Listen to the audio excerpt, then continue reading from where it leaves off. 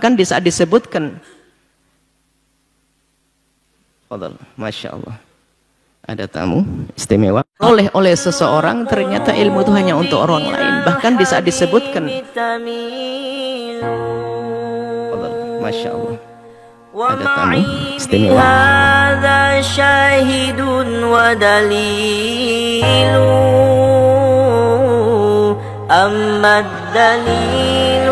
إذا ذكرت محمدا صارت دموع العاشقين تسيل كل القلوب إلى الحبيب تميل ومعي بهذا شاهد ودليل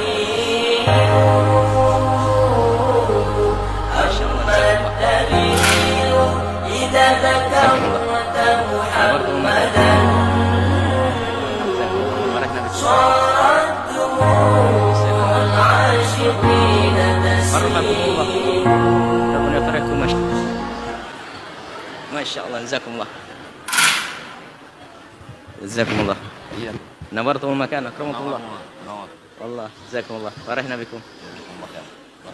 Takum sehat afiyah. Yafrahun. Farhakumullah. Rabbuna yafrahkum, Masya Allah.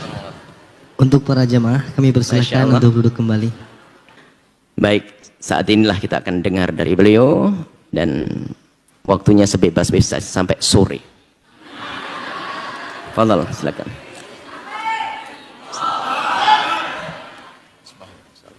Bismillahirrahmanirrahim. Assalamualaikum warahmatullahi wabarakatuh. Waalaikumsalam.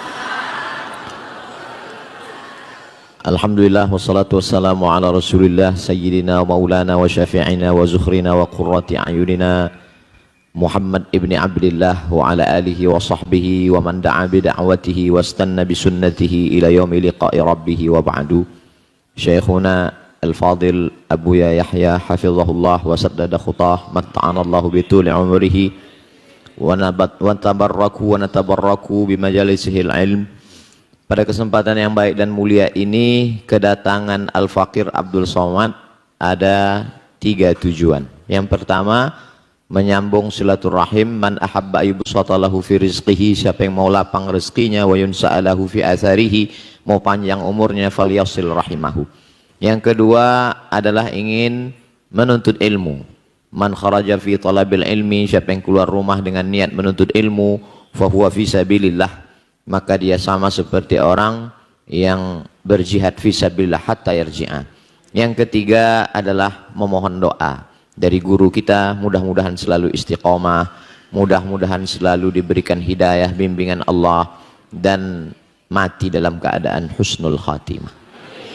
Sebenarnya kedatangan Al-Faqir itu saja yang 3. Tiba-tiba sampai di sini tadi diberikan kertas, tolong Ustadz berbicara sampai jam 7.45.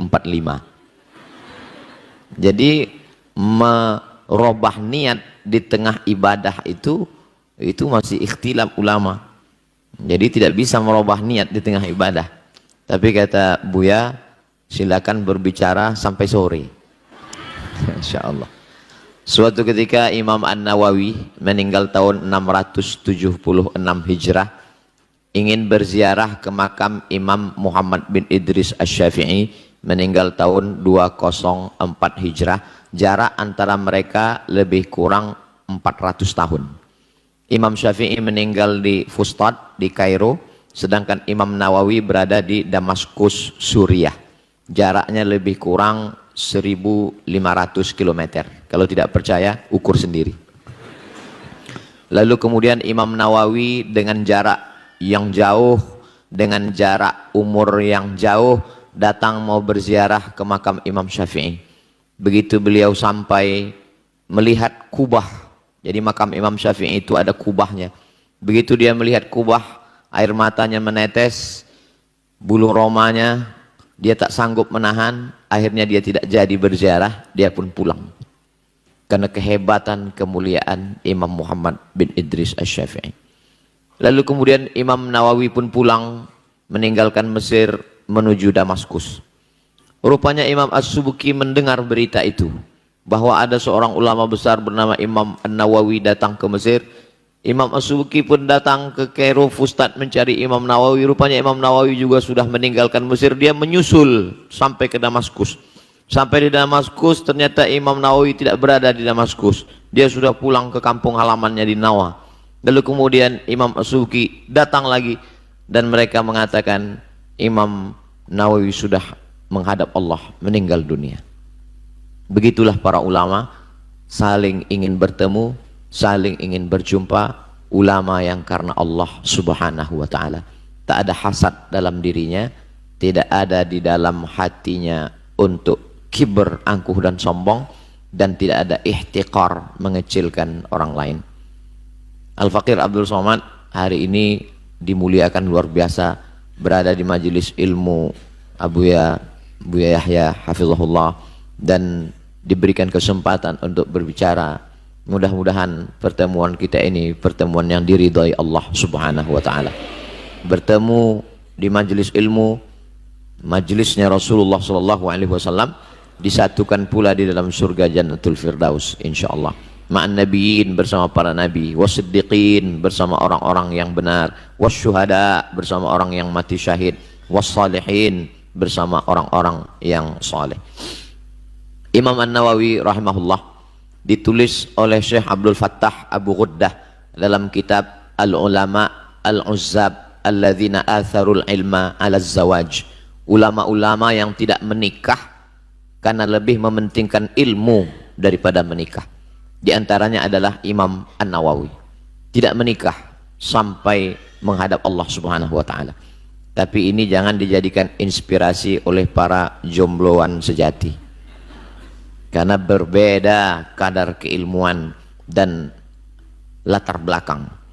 Lalu kemudian Imam Nawawi itu sebagaimana diceritakan oleh Syekh Ali Jum'ah, Imam An-Nawawi, beliau pada suatu ketika, tidak seumur hidupnya, beberapa zaman seandainya beliau aktif menulis, tidurnya hanya pada saat menulis, dan ketika dia mengantuk lalu kemudian kepalanya berat terjatuh pada tulisan.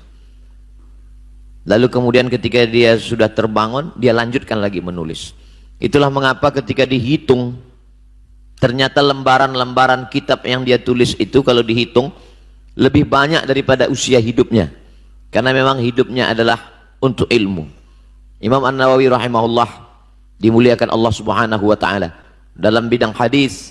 Ketika orang mengkaji di awal-awal kajian Al-Arba'un An-Nawawiyah, 40 hadis-hadis, walaupun jumlahnya lebih daripada itu. Kemudian orang akan naik lagi ke atas, mereka juga akan membaca hadis-hadis yang disusun Imam An-Nawawi dalam kitab Riyadhus Shalihin. Kemudian ketika ingin membaca kitab yang hanya isinya doa-doa dan munajat kepada Allah, maka orang juga akan kembali membuka kitab An-Nawawi yang berjudul Al-Azkar. Kemudian ketika orang membaca kitab Sahih Muslim yang ditulis oleh murid dari Imam Asy-Syafi'i bernama Imam Muslim Ibnul Hajjaj Al-Qushairi An-Naisaburi, meninggal tahun 261 Hijrah, maka banyak orang tidak mengerti makna kitab Sahih Muslim. Hadisnya sahih tapi pemahamannya sakim, hadisnya sahih tapi pemahamannya dhaif. Maka kita mesti juga membaca kitab Imam An-Nawawi. Beliau mensyarah Sahih Muslim dalam kitab berjudul Al-Minhaj Syarah Sahih Muslim Ibnul Hajjaj. Begitu ketika orang membaca kitab-kitab mazhab Syafi'i, Imam Asy-Syirazi, lalu kemudian mereka tidak paham isinya, maka mesti membaca kitab Al-Majmu' Syarah Muhadzab. Maka dalam bidang hadis, dalam bidang fikih, tidak ada orang yang tidak berhajat, membutuhkan, memerlukan imam-imam kitab-kitab Imam An-Nawawi. Begitu juga ketika orang membaca kitab mustalah hadis, hadis sahih, hadis dhaif, hadis hasan, hadis maudhu', kalau putusnya di bawah karena rawinya hilang, maka disebut dia dengan mu'allaq. Kalau putusnya di atas hilang nama sahabat, disebut dia mursal. Kalau dia putus rawinya dua berurut-urutan, disebut dengan mu'dal.